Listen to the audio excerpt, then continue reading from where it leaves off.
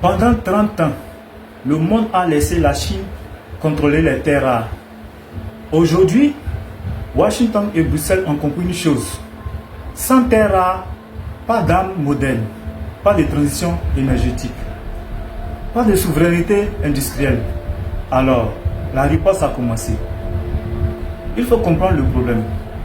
La Chine contrôle la quasi-totalité de la production mondiale des terres rares, la quasi-totalité du raffinage des terres rares et contrôle toute la production d'aimants permanents.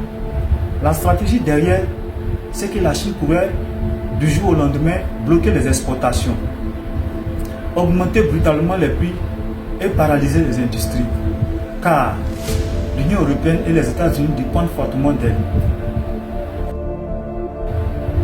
Pour répliquer, les États-Unis ont mis une stratégie en place qui se base sur 3 points. En premier, faire la relance de la production nationale en ouvrant l'ancienne mine Mountain Pass dans le but de relancer la production nationale, reconstruire la capacité de raffinage sur son sol. Mais raffiner est très complexe et coûteux. En deuxième point,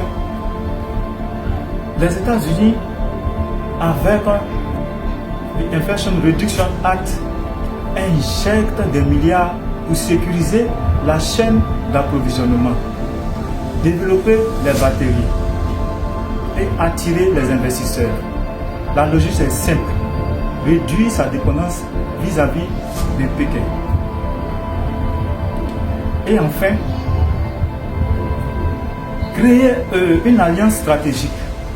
Les États-Unis travaillent avec le Canada, le Japon et l'Australie pour créer une chaîne d'approvisionnement entre alliés. On parle de friendshoring. L'Europe a bien compris son retard.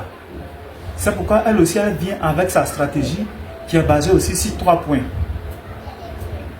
En premier, The Critical Raw Material Act, qui consiste à extraire au moins 10% de ses besoins en Europe et raffiner 40% localement et diversifier ses importations.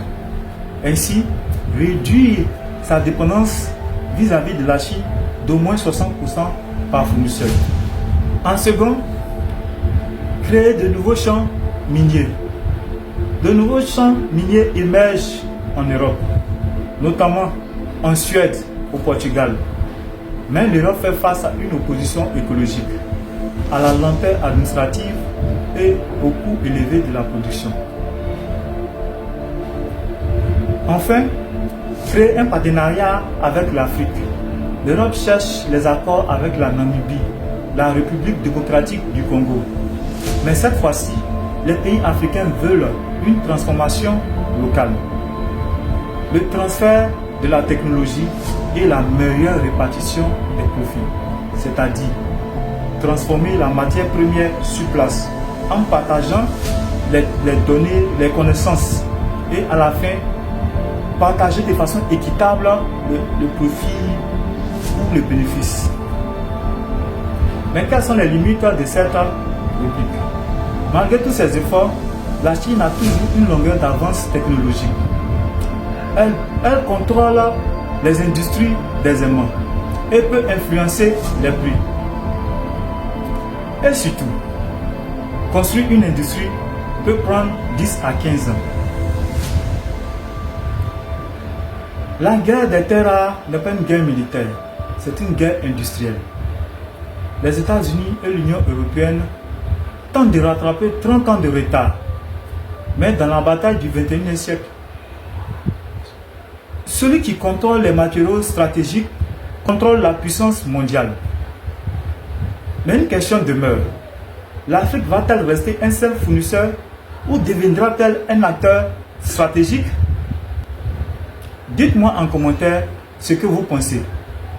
Et à bientôt pour une autre vidéo.